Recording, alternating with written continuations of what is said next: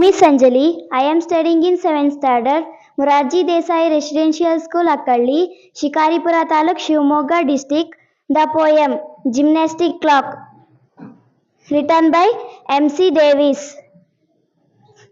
The little clock is friends with me. It talks as plain can be, and says each morning as it rises, now don't forget your exercises.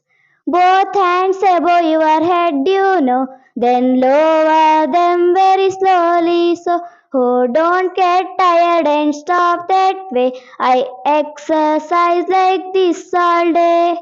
Right in its face, then I say, who I wouldn't boast of like it you, but I can swing my arms around too. And so the clock then looks at me, and I look back, and I and he, each single morning when we rise. Just exercise and exercise, just exercise and exercise. Thank you.